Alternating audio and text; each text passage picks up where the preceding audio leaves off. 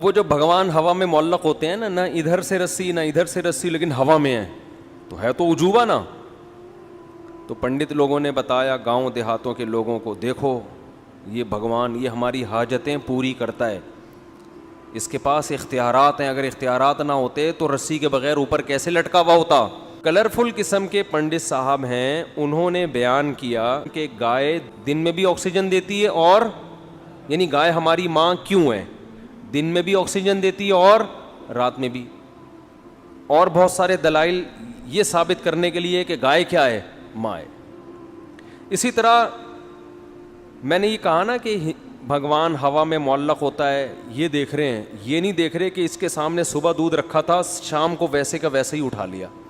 تو یہ سوال پنڈت جی سے پوچھا گیا تو انہوں نے فرمایا کہ جیسے خوشبو جب ہم سونگھتے ہیں تو گلاب کے پھول کا ویٹ کم نہیں ہوتا، لیکن اس سے ہم فائدہ پورا اٹھا رہے ہیں، تو ایسے ہی بھگوان جو ہے وہ دودھ پراٹھے انڈے جو بھی رکھو اس سے فائدہ اٹھا لیتا ہے، لیکن وہ انڈے کم بولتے کیوں نہیں بھائی نہیں ہوتے. ان کی رپورٹ ہے یہ. پہلے مذہبی رہنماؤں نے لوگوں کو یوں سمجھیں کہ ہائی جیک کیا ہوا تھا، محدود پیمانے پر لوگ محدود لوگوں کی بات سنتے تھے، آپ ان کی کھوپڑی میں جو اتار دیں لوگ سمجھتے تھے یہی ہے سب کچھ. ہندوؤں نے جو پنڈت لوگ ہیں، ہندوؤں کے جو رہبر ہیں رہنما ہیں، انہوں نے اپنی عوام کو کچھ چیزیں سکھائی ہوئی تھیں، کچھ کرتب دکھائے ہوئے تھے کہ بھئی دیکھو مندر میں یہ جو بھگوان ہے یہ ہوا میں لٹکا ہوا ہے، نہ ادھر رسی لگی ہوئی نہ ادھر رسی لگی ہوئی نہ اوپر رسی. اب جو سادہ گاؤں دیہاتوں کے لوگ وہ مندروں میں جا کے دیکھتے، یار اس بھگوان کو دیکھو، نہ سیڑھیاں ہیں بھائی، وہ جو بھگوان ہوا میں معلق ہوتے ہیں نا، نہ ادھر سے رسی نہ ادھر سے رسی، لیکن ہوا میں ہے تو عجوبہ نا. تو پنڈت لوگوں نے بتایا گاؤں دیہاتوں کے لوگوں کو، دیکھو یہ بھگوان یہ ہماری حاجتیں پوری کرتا ہے، اس کے پاس اختیارات ہیں، اگر اختیارات نہ ہوتے تو رسی کے بغیر اوپر کیسے لٹکا ہوا ہوتا. اب انسانی عقل جب ماری جاتی ہے نا تو بس پھر اس کی کوئی بریکیں نہیں ہیں. لوگ یہ نہیں دیکھ رہے کہ بھائی، اچھا لوگ یہ دیکھتے ہیں یار واقعی یار ہم تو نہیں لٹک سکتے، یہ پتھر کی مورتی لٹکی ہوئی ہے، اس کا مطلب کچھ تو ہے، اس کا مطلب کچھ تو ہے. اب اس سے مرادیں مانگ رہے ہیں، منتیں مانگ رہے ہیں، دودھ اس کے سامنے لا کے رکھ رہے ہیں، شام کو اٹھا کے واپس لے جا رہے ہیں. صحیح ہے نا. بھگوان ہلنے کا نام ٹس سے مس نہیں ہو رہا، یہ نہیں دیکھ رہے، یہ دیکھ رہے ہیں کہ اوپر لٹکا کیسے.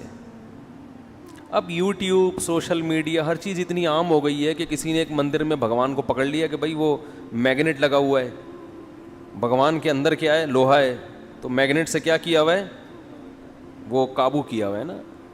میگنیٹ چاروں طرف مقناطیسی لہریں ہوں تو وہ ایسے ایڈجسٹ ہو جاتی ہیں. آپ کو پتہ ہے جاپان میں جو ٹرین ہے نا 500 کلومیٹر پر آور چلتی ہے، جاپان اور فرانس میں ہے نا، نیٹ پہ سرچ کریں آ جائے گی، وہ ٹریک سے اٹھ کے چلتی ہے، سمجھ رہے ہو. تو جاپانی بھی یہ دعویٰ کر سکتے تھے کہ ہماری ٹرینیں بھگوان ہیں، کیونکہ وہ ٹریک پر پٹری پر نہیں ہے، پٹری سے اوپر ہے. اب سوال پیدا تھا، اوپر نہ رسی ہے اور نیچے ٹریک بھی سے بھی اٹھی ہوئی ہیں، تو کون سی طاقت نے اٹھایا ہوا ہے؟ او بھائی کسی طاقت نے نہیں، یہ مقناطیسی لہریں یہ جیسے کھینچتی ہیں ایسے ہی دھکا بھی دیتی ہیں. یہ ہم تو بچپن میں مقناطیس سے بہت کھیلتے تھے، الٹا کر کے لگاؤ تو مقناطیس بھاگے گا، سیدھا کر کے لگاؤ تو چپکے گا. تو اب یہ ٹرک مندر میں کسی نے کی ہوئی ہو، اب ایک بھی ایسی ٹرک آ جائے گی تو لوگ کیا کہیں گے، بھگوان کا سارا فلسفہ عبادت کا فنش ختم. میں جو روحانی ٹوپی ڈراموں کے بہت خلاف ہوں نا، عامل کا لفظ میں روحانیوں کے لیے بولتا ہی نہیں، یا عامل کا لفظ ہی مجھے برا لگتا ہے، ٹوپی ڈرامہ ہی صحیح ہے ان کے لیے. روحانی ٹوپی ڈرامے ایک کام پتہ ہے کیا کرتے ہیں، آپ کو جادو ٹونے کے بہانے کہ فلاں نے جادو کیا ہوا ہے، انڈے میں سے سوئیاں نکال کے دکھائیں گے آپ کو، یہ بہت کرتے ہیں. یوٹیوب پہ یہ بھی پکڑا گیا ہے کہ یہ کیسے کرتے ہیں، آپ سرچ کریں گے. پہلے بہت مفتیوں نے الو بنائے ہیں لوگوں کو، جو اپنے نام کے ساتھ کیا لگاتے تھے، مفتی روحانیت کے نام پہ بڑے بڑے اداروں کے بڑے بڑے بزرگوں کے خلیفاؤں نے یہ جو سوئیوں والا سیٹ اپ ہے نا, اس کے نام پہ لوگوں کو کیا بنایا ہے؟ الو. الو کا ترجمہ آپ ڈکشنری میں جا کے دیکھ لیں. اگر آپ کو وہ جیسے ایک آدمی نے 1 سال بعد کیس کیا عدالت میں کہ اس نے مجھے گینڈا کہا ہے, ایک بندے پہ کیس کیا کہ اس نے مجھے کیا کہا ہے؟ گینڈا. عدالت نے کہا کب کہا تھا؟ اس نے کہا 1 سال پہلے. اس نے کہا کیس آج کیوں کر رہے ہو بھائی؟ کہہ رہے گینڈا میں نے آج ہی دیکھا ہے, مجھے کیا پتا تھا ایسا گینڈا ہوتا. تو اس لیے ڈکشنری میں آپ الو کا لفظ سرچ کریں, پھر آپ کو پتا چلے گا. الو دیکھ کے اندازہ ہوگا کہ روحانی علاج والے آپ کو یہ بنا رہے ہیں, پھر آپ کو ان پہ کیا آئے گا؟ غصہ آئے گا, ورنہ نہیں آئے گا. تو یہ انڈے سے سوئیاں نکالنا, پتلے پہ سوئیاں نکالنا, یہ بڑی ٹرک ہوتی ہے ہاتھوں کی, یہ سب کرتے ہیں. آج یوٹیوب پہ دیکھ لیں, پڑا ہوا ہے. تو اب کیا ہے, کیونکہ اللہ نے دین کو دنیا میں غالب کرنا ہے نا, تو اب دیکھو ضرورت ایجاد کی ماں ہے. جس چیز کی ضرورت ہوتی ہے اللہ اس چیز کو پیدا کرتے ہیں. آج اگر یہ زمین کی رگوں میں پیٹرول دریافت نہ ہوتا تو انسان زندہ رہ سکتا؟ گدے گھوڑوں پہ اگر تجارت ہوتی تو کراچی کو فار ایگزامپل پتہ نہیں کتنے 1000 ٹن گندم چاہیے ہوتی, تو چائنا سے گدھے سوار ہوتے گندم لانے کے لیے. بتاؤ, پہلے تو ایسا ہی ہوتا تھا نا بھائی, شہر میں گندم ختم ہے تو وہاں سے اتنے گدھے تاجر لوگ منگوا رہے ہیں, تو اتنے گدھے ہوتے کہ گندم سے زیادہ گدھوں کی ویلیو بڑھ جاتی. گندم کے سے زیادہ کس کی ویلیو ہوتی؟ گدھوں کی. سارے گدھے لاتا. اللہ نے نظام بنایا ایک, جیسے جیسے آبادی بڑھ رہی ہے چیزیں مشکل کے بجائے اور آسان ہو رہی ہیں. حالانکہ ہونی چاہیے مشکل, لیکن ہو کیا رہی ہیں؟ آسان. پہلے تجارت مشکل, اب آسان. پہلے خوراک کا حصول مشکل, اب آسان. حالانکہ آبادی کیا ہو رہی ہے؟ بڑھ رہی. تو اللہ کا نظام ہے. تو اسی طرح پہلے آپس میں جو کمیونیکیشن کا سسٹم تھا مشکل, آبادی بڑھنے سے یہ کیا ہو گیا؟ آسان.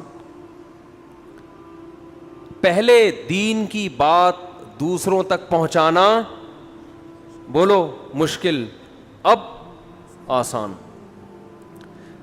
اب دیکھو میں اس کی ایک مثال دیتا ہوں. میں نے یہاں ایک بیان کیا تھا کہ ایک ہندو پنڈت صاحب ہیں, نیلے پیلے ہو کے آتے ہیں وہ اکثر, ان کا مذہب ہے یہاں نیلے کچھ, یہاں کلر کچھ مختلف. ہمارے یہاں مولانا تو سیدھے سادے ہوتے ہیں نا, کوئی کلر نہیں ہوتا ان کے, ٹھیک ہے نا, جیسے ہیں ویسے ہی آ کے بیٹھ گئے. لیکن ہندوؤں میں کے جو مولانا ٹائپ کے لوگ ہوتے ہیں وہ کلرفل ہوتے ہیں. اس میں ان کا کوئی مذہب ہوگا, ہم کسی کی توہین نہیں کر رہے. تو مختلف قسم کے, یہاں سے کلر کچھ اور ہے, یہ والا پوز, یہ والے سائڈ پہ کچھ اور کلر ہے. کلرفل قسم کے پنڈت صاحب ہیں. انہوں نے بیان کیا, میں نے فیس بک پہ سنا ان کا بیان, کہ گائے دن میں بھی آکسیجن لیتی ہے اور رات میں بھی, دن میں بھی آکسیجن دیتی ہے, اور یعنی گائے ہماری ماں کیوں ہے؟ دن میں بھی آکسیجن دیتی ہے اور رات میں بھی. اور بہت سارے دلائل یہ ثابت کرنے کے لیے کہ گائے کیا ہے؟ ماں ہے. اسی طرح میں نے یہ کہا نا کہ بھگوان ہوا میں معلق ہوتا ہے, یہ دیکھ رہے ہیں, یہ نہیں دیکھ رہے کہ اس کے سامنے صبح دودھ رکھا تھا, شام کو ویسے کا ویسے ہی اٹھا لیا.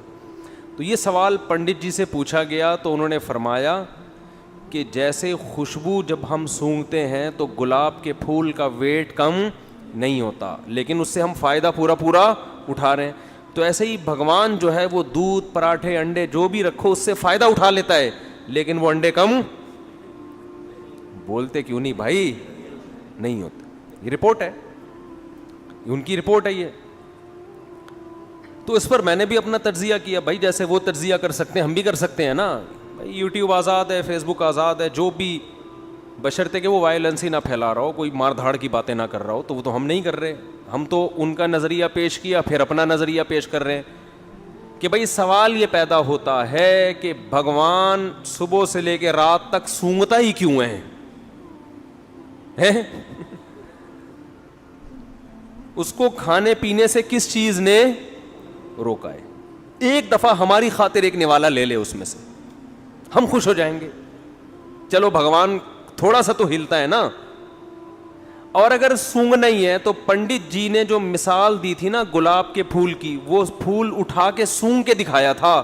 بھگوان اتنا ہی کر لے کہ اٹھا کے روٹی سونگ کے واپس رکھ لے. وہ تو سونگتا بھی نہیں ہے, بیٹھا ہوا ہے بالکل,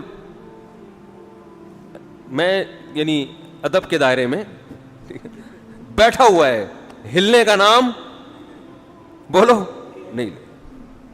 یہ تمہاری حاجات کیسے پوری کرے گا؟ قرآن کیا کہہ رہا ہے؟ یا ایھا الناس ضرب مثل فاستمعوا لہ. ہمارے حضرت جب یہ آیت تلاوت کرتے تھے نا, ایسے جوش میں ان کی آواز اونچی ہو جاتی تھی اور فرماتے تھے مجھے وجد آ رہا ہے, جوش آتا تھا حضرت کو اس آیت.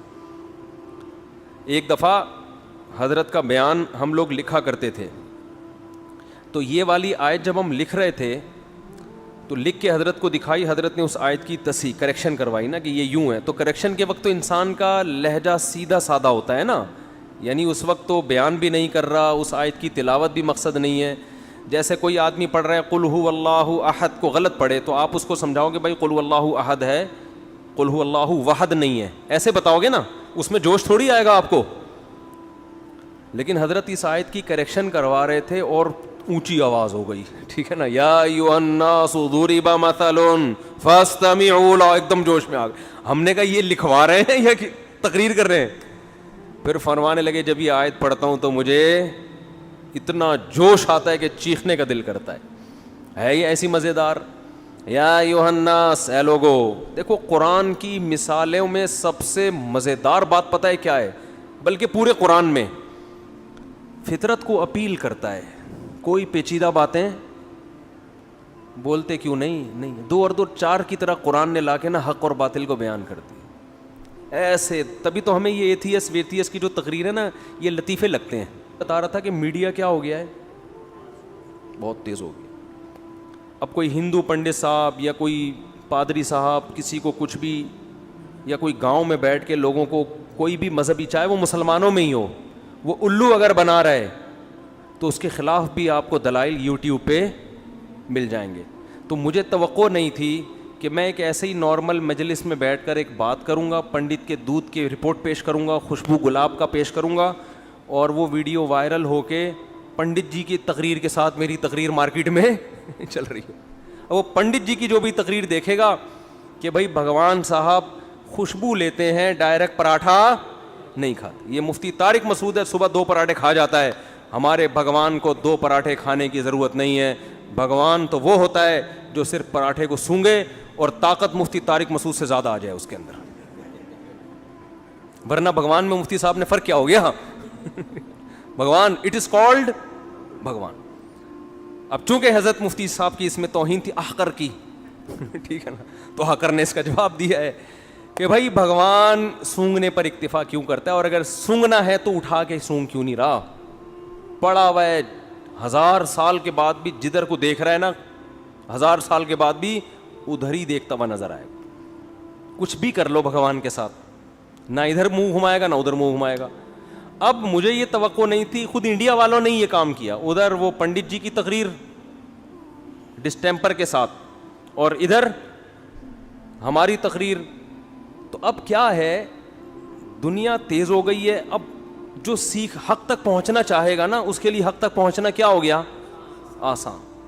اس لیے جتنے بھی دیگر مذاہب کے لوگ ہیں, چاہے ان کا تعلق عیسائیت سے ہو, یہودیت سے ہو, ہندوازم سے ہو یا سکھ مذہب سے ہو, جس مذہب سے بھی جس کا تعلق ہے, لوگ یہ بات محسوس کر رہے ہیں کہ ہمارے مذہب میں جان بولو نہیں ہے, دم نہیں ہے. نظریات ایسے ہیں جن کے پیچھے کوئی بیس نہیں ہے, کوئی دلیل نہیں ہے. اور قرآن کی میں مثال دے رہا تھا. قرآن جو ہمارے حضرت جس آیت پہ جوش کھاتے تھے نا, کہ وہ جو ہندو کہہ رہے ہیں نا کہ یہ پراٹھا رکھا ہوتا ہے, یہ سونگتے ہیں, کھاتے نہیں ہیں, فائدہ اٹھا لیتے ہیں بس. تو قرآن کیا کہتا ہے, یا ایھا الناس ضرب مثل فاستمعوا لہ. اے لوگو, اس مسلمانوں کو خطاب نہیں کیا, اے انسانوں. اس میں ہندو بھی ہیں, سکھ بھی ہیں, بدھسٹ بھی ہیں, سب ہیں. اے انسانوں, ضرب مثل, ایک مثال بیان کی جا رہی ہے, فاستمعوا لہ, اس کو غور سے سنو, اسے غور سے سنو. اب قرآن کے اس اسٹائل سے, اس انداز سے لگتا ہے کہ بہت ہی کوئی پیچیدہ مثال ہوگی, ہے بھائی, ایسا ہی لگتا ہے نا, اتنی پیچیدہ مثال ہوگی جو کھوپڑی میں آئے گی نہیں. تبھی قرآن کیا کہہ رہے ہیں, یعنی ڈائریکٹ مثال بیان کر دیتا نا. بھائی ہم جب کسی کو کوئی بات سمجھا رہے ہوتے ہیں تو تمہید باندھنے کی ہمیں ضرورت نہیں ہوتی, ہم ڈائریکٹ مثال پہ آ جاتے ہیں, فار ایگزامپل کہہ دیتے ہیں نا. لیکن جب مثال پیچیدہ ہو, مشکل ہو, تو پھر ہم پہلے ایک تمہید قائم کرتے ہیں. ارے بھائی ذرا رکو, میں تمہیں ایک مثال سے بات سمجھاتا ہوں. یعنی مثال دینے سے پہلے یہ جملہ لے کر آئیں گے تاکہ اس کے کان کھڑے ہو جائیں. قرآن بھی کہتا ہے یا ایھا الناس, اے لوگو, ضُرِبَ مثل, ایک مثال بیان کی جا رہی ہے. قرآن یہ نہیں کہہ رہا میں بیان کر رہا ہوں. کیوں؟ اس لیے کہ یہ لوگ قرآن کو مانتے نہیں, اللہ کو مانتے نہیں. یہ جب اللہ کا نام آ جائے گا نا بیچ میں کہ میں کر رہا ہوں, تو کہیں گے بھائی اللہ کر رہا ہے, ہم نہیں مانتے اللہ کو. اللہ کہہ رہے چھوڑو کون بیان کر رہا ہے, مثال کو فوکس کرو, مثال ہے کیا, سمجھ رہے ہیں؟ قرآن کہہ رہے اس کو چھوڑو, بیان کون کر رہا ہے. ضربت مثلا نہیں ہے, ضُرِبَ مثل پیسو وائس ہے, فعل مجہول ہے. ایک مثال بیان کی جا رہی ہے, چھوڑو کون بیان کر رہا ہے, اس کو مت دیکھو, کیونکہ تمہیں تو ہم سے چڑ ہے. اللہ کر رہا ہے, نبی کر رہے ہیں, تم بولا یار یہ نہیں, ہم نہیں, چھوڑو اس کو, اس مثال کا جواب لے کر آؤ بس. مثل فاستمعوا لا, اسے غور سے سنو. ان الذین تدعون من دون اللہ, جن کو تم اللہ کے سوا پکارتے ہو, مندروں میں بیٹھے ہوئے ہو جن کے سامنے ہاتھ جوڑ کے, لن یخلقوا ذبابا, یہ سنگ دل محبوب قدموں میں لانا, یہی کام کر رہے ہوتے ہیں نا ہندو لوگ مندروں میں جا کے. آج کل تو دنیا میں اور کوئی غم ہے ہی نہیں, بس یہی دنیا میں سب سے بڑا غم رہ گیا. روٹی روزی سنگ دل محبوب, نرم دل تو کسی کا محبوب ہے ہی نہیں, سارے سنگ دل ہی ہیں. تو سنگ دل محبوب قدموں میں لانا, روٹی دلا دینا. اللہ فرماتے ہیں لن یخلقوا ذبابا, کہ یہ ہرگز ایک مکھی بھی پیدا نہیں کر سکتے. ایک مکھی پیدا کرنے پر بھی یہ قادر نہیں ہے. آگے فرمایا وَإِن يَسْلُبْهُمُ الذُّبَابُ شَيْئًا, یہ جو بھگوان پراٹھوں کی خوشبو سونگھ رہا ہے نا یہاں بیٹھ کے, خوشبو سونگھ رہا ہے, اور تم سمجھتے ہو اس سے اس میں اتنی انرجی آ جاتی ہے کہ تمہاری بگڑی بنائے گا, یہ تمہارے مسائل کہاں سے حل کرے گا.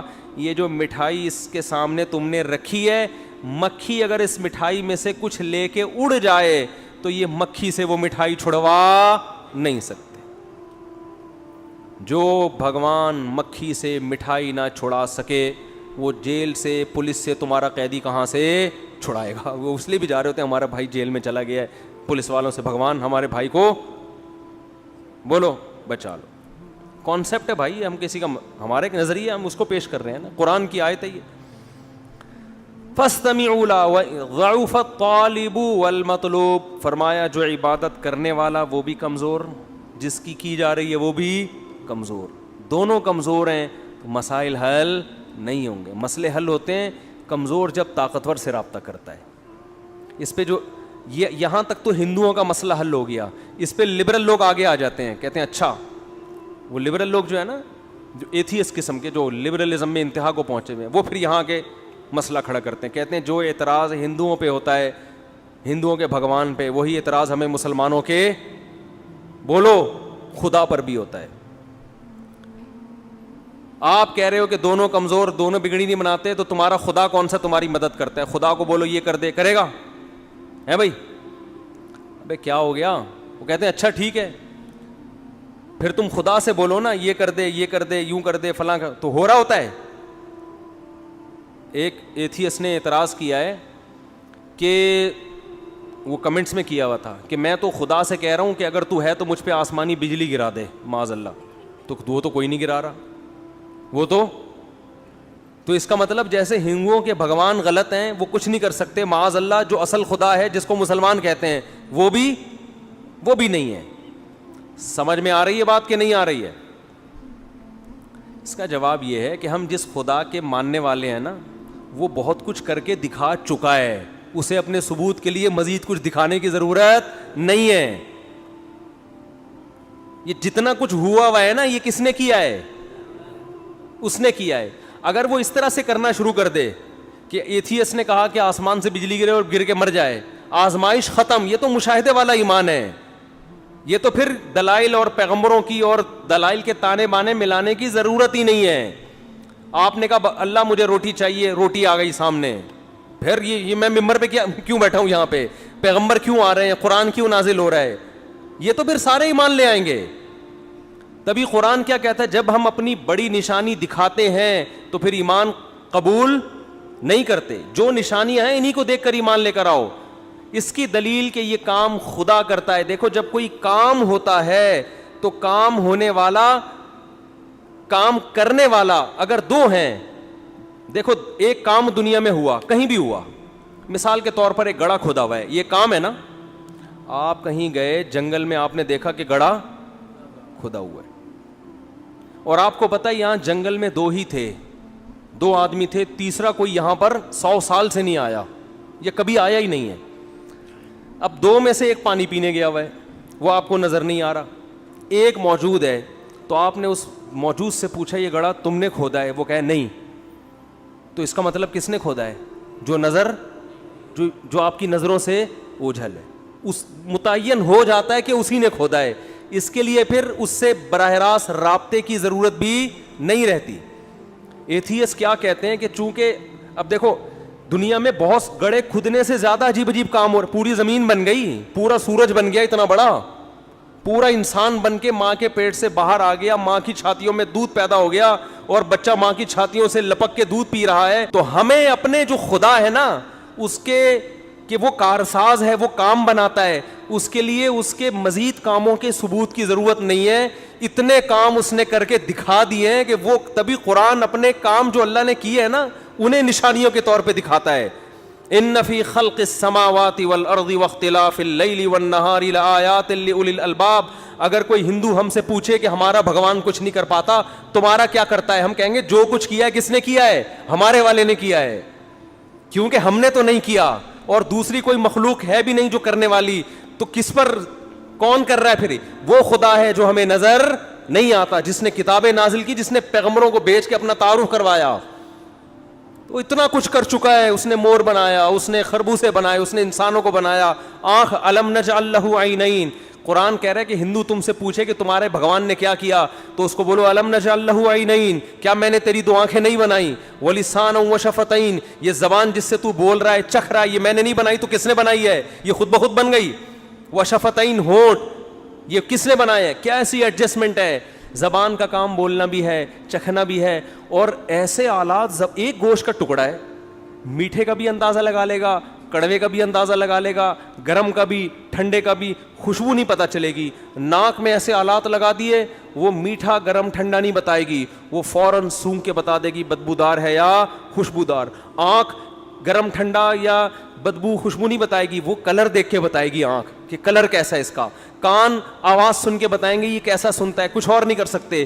اور یہ ساری چیزیں اتنی سی کھوپڑی میں اتنے سارے پیچیدہ آلات فٹ کر دیے, ٹھیک ہے نا, اتنی سی کھوپڑی میں اتنی پیچیدہ مشینیں جو اب تک جاپان کے سائنسدان بھی نہیں بنا سکے. تو یہ میں کہتا ہوں ایک مشین خود نہیں بن سکتی, یہ مشین بن کے کھوپڑی میں فٹ ہو جائے اور وہ کھوپڑی کے پوری باڈی کے ساتھ لنک ہو اور وہ پوری باڈی ایک مربوط نظام میں آ جائے, یہ آٹومیٹیکلی خود بخود نہیں ہو سکتا. ہم نے یہ کام نہیں کیا ہے تو کس نے کیا ہے؟ کوئی ایک ذات ہے جو کر رہی ہے, وہی اپنا تعارف کرواتے ہیں قرآن میں, وہی پیغمبروں کے ذریعے. تو ہمیں اپنے خدا کے بہت کچھ کرنے کے ثبوت کے لیے مزید دلائل دینے کی ضرورت نہیں ہے. اور آگے بھی جو کچھ کرے گا وہ کون کرے گا؟ وہ خدا. تبھی ہم اس سے مانگتے ہیں. اب جو ملحد لوگ مذاق اڑاتے ہیں, تم دعا مانگتے ہوتا تو کچھ نہیں ہے, ہم کہتے ہیں اسی لیے کچھ نہیں ہوتا کہ تمہارے جیسے لوگوں کو ایمان کی توفیق نہ ملے. ہمیں جب پتہ ہے وہ سب کچھ کر سکتا ہے تو ہم اس سے مانگتے ہیں, اس کی مرضی کرے نہ کرے یہ ہمارا ہیڈک نہیں ہے, یہ کس کی ذمہ داری ہے؟ بھائی آپ کو پتہ ہے کہ علاقے کا تھانے دار ہے اور آپ کا خیر خواہ بھی ہے, علاقے میں ایس ایچ او صاحب آ گئے, آپ کو جیل سے رہائی بھی دلا سکتے ہیں, گرفتاری سے بچا بھی سکتے ہیں, اور آپ سے ان کی دوستی بھی ہے, آپ کو مروانا بھی نہیں چاہتے. آپ نے اپلیکیشن بھیج دی, سر سنا ہے کل مجھے پولیس والے اٹھا لیں گے, کائنڈلی آپ میری مدد کریں. تھانے دار تک رپورٹ پہنچ بھی گئی, آپ کو پتہ ہے کہ اس کو مجھ سے محبت بھی ہے, آپ کا باپ ہی ہے وہ, سمجھ لو ابا ہے آپ کا.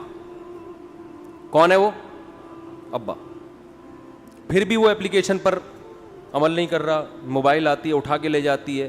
اگر آپ کو ایس ایچ او پر اعتماد ہے, آپ کہو گے یار اسی میں کیا ہوگی, خیر ابا نے کوئی وجہ ہوگی جو اٹھوایا, ابا کہہ رہے تو ایک دفعہ اٹھ کے اندر آ جا پھر دیکھتا ہوں. کوئی کیس کی نوعیت اس قسم کی ہوگی. آپ 10 تعویلات کرو گے کہ یار جو میرا دشمن نہیں ہے وہ میرے لیے کیا کرے گا, وہ صحیح کرے گا. بعض دفعہ اس لیے بھی گرفتار کروا دیا جاتا ہے کہ کسی بڑے دہشت گرد سے بچانے کے لیے, کسی کیس سے بچانے کے لیے. بھائی بہت سے لوگ مجرم ہوتے ہیں نا, ان پہ قتل کا کیس ہوتا ہے تو وہ وکیل پیش کرتا ہے کہ یہ تو فلاں دنوں میں جیل میں تھے ٹھیک ہے نا, یہ تو جیل میں تھے, تو وہ اتنا خوش ہوتا ہے شکر ہے میں اس وقت کہاں تھا جیل میں, ورنہ یہ قتل کا کیس میرے اوپر ہی آتا. یعقوب علیہ السلام ساری زندگی ٹینشنوں میں, دعائیں مانگتے رہے, دعائیں قبول نہیں ہو رہی, لیکن قرآن کہتا ہے کبھی مایوسی کی بات نہیں کی. جب بھی ان کے بچوں نے کہا ابا آپ کو ابھی تک یوسف یاد ہے, انہوں نے فرمایا اعلم من اللہ ما لا تعلمون, میں اللہ کے بارے میں وہ کچھ جانتا ہوں جو تم نہیں جانتے. تو جب کوئی ملحد ہم پر اعتراض کرتا ہے تم دعاؤں کے لیے ہاتھ اٹھاتے ہو, ہوتا تو کچھ نہیں ہے. ہم اس سے کہتے ہیں ہم اپنے اللہ کے بارے میں جو کچھ جانتے ہیں وہ تم نہیں جانتے. تم اس اللہ سے لو لگاؤ, تمہیں پتہ چلے گا بہت کچھ ہوتا ہے, بہت کچھ ہوتا ہے. تسلی ہو جاتی ہے, ہم نے اپنی گوٹ اللہ کے حوالے کر دی ہے, صحیح ہے نا, اپنی فائل کہاں داخل کر دی ہے. اب جو ہوگا کیا ہوگا, اچھا ہوگا, برا بھی اچھا ہے اب, اس لیے کہ یہ دنیا تو اصل ہے ہی نہیں, یہ اصل ہے ہی نہیں. یہ اصل ہوتی تو بھائی یہاں تو کرپٹ لوگ ترقی کر جاتے ہیں, ایماندار پس جاتے ہیں, ہم تو دیکھ رہے ہیں. یہاں تو ہم کسی غریب کو بھی کھلاتے ہیں تو ہمارے پیغمبر نے, اسلام نے ہمیں بتایا کہ آدھی کھجور کا ٹکڑا اگر خدا کو خوش کرنے کے لیے دو گے یہ بھی خدا کے غضب کو ٹھنڈا کرے گا. بتاؤ آدھی کھجور کسی کو نظر آتا ہے کسی کو دے رہے ہو اور آپ, لیکن یہ اللہ کے غضب کو کیا کر دے گا, یہ کھجور یہ ٹھنڈا کر دے گا. دنیا میں تو کچھ بھی نہیں ہو رہا, نہ واہ واہ ہو رہی ہے نہ کوئی تعریفیں ہو رہی ہیں. تو میں یہ کر رہا تھا کہ 2 ہی چیزیں پھیلنے والی ہیں. دوسرے مذاہب سے لوگ پیچھے ہٹ رہے ہیں, ان میں جان نہیں ہے, کوئی طریقہ حیات ہی نہیں ہے ان کے پاس, نا کوئی قانون ہی نہیں ہے, کوئی حلال و حرام کا سیٹ اپ ہی نہیں ہے. یہ کس کے پاس ہے, مسلمانوں کے. تبھی جتنے ایتھیسٹ ہیں وہ ہندوازم کے خلاف تقریریں نہیں کرتے, حالانکہ وہ تو ہزاروں بھگوانوں کے قائل ہے نا. ابے بھائی جو ایک خدا کو نہیں مان رہا وہ ہزاروں کو کہاں سے مانے گا. لیکن آپ کو ملحدین کی تقریریں ہندو پنڈتوں کے خلاف, بولو نا یار کیا ہو گیا, نہیں ملیں گی, نہیں ملیں گی. آپ سکھوں کے خلاف نہیں ملیں گی آپ کو ان کی تقریریں. مسلمان علماء مولویوں کے خلاف بہت, یہ مولوی ہے, یہ مولوی. ابے مولوی اور پنڈت کو بٹھاؤ تو تمہیں لگے گا یار پنڈت سے تو پھر بھی بہت اچھے ہیں, ڈریسنگ سے ہی پتہ چل جائے گا. ان کا اپنا مذہب ہے, میں کسی کا مذاق نہیں اڑا رہا, لیکن جو لبرل لوگ ہیں وہ پھر بھی کسی حد تک مولانا کی ڈریسنگ اختیار کرنے کو تیار ہوں گے. پنڈت جی کا ڈسٹیمپر, زیبرا کراسنگ وہ کبھی بھی نہیں لگائیں گے. لیکن مذاق کس کا اڑتا ہے, پنڈتوں کا نہیں اڑتا, مولویوں کا اڑتا ہے. سمجھ رہے ہو. برما میں آپ جاؤ, بدھسٹ ہیں جو ان کے مذہبی رہنما ہیں, سر ہم بال اگانے کی کوشش کر رہے ہیں, مالشیں کر رہے ہیں, نہیں نکل رہے. ان کو بالوں کی اللہ نے نعمت دی, وہ کیا کرا کے رکھتے ہیں, ٹینڈ کرا کے رکھتے ہیں, ان کے جتنے مذہبی رہنما ہیں. تو برما میں میں نے دیکھا وہاں جو ان کے بدھسٹ ہیں وہ سارے کیا ہیں, ٹینڈ, اور وہ ایک چادر لے کے گھوم رہے ہوتے ہیں چپل کے بغیر, پتہ نہیں کس کس قسم کی چیزیں ہیں. ان کا مذاق بولو نہیں. مولویوں کے پیچھے صبح و شام لگے. حالانکہ یار مولوی تو بیچارہ نیچر کے قریب ہے, وہ تو نہ ٹینڈ کروانے کا تمہیں مشورہ دے رہا ہے. اور یہ بدھسٹ اور پنڈت لوگ عورتوں سے دور رہتے ہیں ساری زندگی. مولوی تو تمہیں نیچر کے قریب لا رہا ہے, بولا بھائی ایک نہیں کتنی کرو, 4 کرو. یہ تو نیچر کے قریب لا رہا ہے تمہیں, ٹھیک ہے نا. صحابہ نے, چند صحابہ نبی کے پاس آئے, بخاری مسلم کی حدیث. انہوں نے حضرت عائشہ سے پوچھا نبی کی عبادت کیا ہے, فرمایا یہ ہے. تو انہوں نے کہا کہ ہم تو نبی کو تو اللہ نے کوئی گناہ تو نبی سے نہیں ہوتا, خطائیں معاف کر دی ہیں, تو ہم اب زیادہ محنت کریں گے. ایک نے کہا اللہ کی قسم میں گوشت نہیں کھاؤں گا کبھی, گوشت مرغوب چیز ہے نا انسان کی, میں سبزیوں پہ گزارا کروں گا. ان کا خیال تھا کہ یہ یعنی ایک دنیا سے میں دور رہوں گا اور گوشت کے بجائے سبزی کھاؤں گا. ایک نے کہا میں اللہ کی قسم میں کبھی بھی شادی نہیں کروں گا, اپنی خواہش پہ کنٹرول کروں گا. یہ ایک شادی بھی ایک قسم کا عیش ہے, اپنی خواہش پوری ہوتی, یہ نہیں کروں گا میں عورتوں سے دور رہوں گا. ایک نے کہا اللہ کی قسم میں ساری رات نماز پڑھوں گا, سوؤں گا نہیں. نیند بھی تو ایک لذت ہے نا, نیند کی لذت نہیں حاصل کروں گا. اور ایک نے کہا کہ اللہ کی قسم میں ہر وقت روزے رکھوں گا. تو جب نبی کو اطلاع ملی تو نبی کو تو خوش ہونا چاہیے تھا, بھائی میری امت میں اللہ پہ ایمان لانے والے ایسے ایسے لوگ پیدا ہو رہے ہیں جو دنیا کو بالکل لفٹ ہی نہیں کرا رہے, بس ان کے جنت ان کے سامنے ہے. یہاں یہ گویا کے پان کے پتے کھا کے سبزیاں کھا کے گزارا کریں گے, گوشت کہاں کھائیں گے جا کے؟ جنت میں. ایسے دنیا کو لات ماری ہے انہوں نے, ہے بھائی ایسے ہی لوگ مجھے چاہیے. ہونا تو بظاہر ایسا ہونا چاہیے تھا نا یار, ایسے قربانی والے ساتھیوں, اپنی خواہش پہ بھی کنٹرول, کوئی عورت مورت کچھ نہیں, اللہ اللہ, اور میدان جہاد میں بس بہادری کے جوہر, اور سبزیاں کھائیں گے, گوشت موش کباب تکے مکے سب.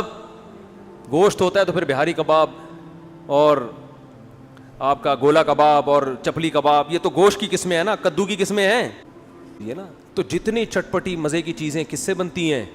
گوشت. لذت بھی اللہ نے اس میں رکھی ہے. تو صحابی نے کہا میں دنیا سے بے رغبتی اختیار کروں گا, گوشت نہیں کھاؤں گا. اور ایک نے کہا میں ہمیشہ روزے رکھوں گا, کبھی ناغہ نہیں کروں گا. اور ایک نے کہا میں ساری رات جاگتا رہوں گا, نمازیں پڑھ سوؤں گا نہیں. ایک نے کہا میں کبھی شادی نہیں کروں گا, یہ عیش و عشرت ہے بس ایسے اللہ اللہ بس. تو دیکھو جھوٹا نبی ایسی باتوں سے خوش ہوتا ہے کہ مجھے ایسے لوگ چاہیے قربانی والے, کیونکہ اب اس ڈیزائن کی جب چیزیں پیدا ہوں گی تو ان کو تو آگ میں پھینکو, وہ آگ میں چھلانگ لگا دیں گے. کیا خیال ہے؟ ایسا ہی ہے نا, ایسے لوگ تو صحیح غلام بنتے ہیں. لیکن ہمارے نبی چونکہ نیچر سکھانے آئے تھے, اسلام دین فطرت ہے, فطرت کا دوسرا نام ہے, اس لیے نبی نے ان کو اپریشیٹ نہیں کیا بلکہ تنبیہ کی. فرمایا اتزوج النساء, میں تو عورتوں سے نکاح کرتا ہوں. ہے بھائی یہ مجھ سے بھی آگے نکل رہے ہیں, میں تو گوشت بھی کھاتا ہوں, میں تو سوتا بھی ہوں, نماز بھی پڑھتا ہوں, آرام بھی کرتا ہوں, میں تو روزے بھی رکھتا ہوں, ناغے بھی کرتا ہوں, صحت کا بھی خیال کرتا ہوں. پھر ایسے موقع پہ آپ نے فرمایا مر رغب عن سنتی فلیس منی, جو میرے طریقے سے ہٹ کے چلے گا وہ مجھ سے بولو نہیں ہے, وہ کسی اور مذہب کو فالو, وہ اسلام نہیں ہے, اسلام نہیں ہے یہ. جلدی سے بات کو سمیٹ کے ختم کرتا ہوں کہ بات چل رہی تھی کہ رسول اللہ صلی اللہ علیہ وسلم نے ان صحابہ کو اعتدال کی ترغیب دی. یہ اصل اسلام ہے. نیچر نیچر نیچر نیچر کو فوکس کر رہا ہے, نیچر سے آپ کو ہٹا نہیں رہا. جبکہ جو الحاد والے لوگ ہیں وہ آپ کو نیچر سے ہٹا رہے ہیں, وہ مرد اور عورت کا فرق ختم کر رہے ہیں. یعنی عورت کیوں پردہ کرے, مرد کیوں نہیں کرے؟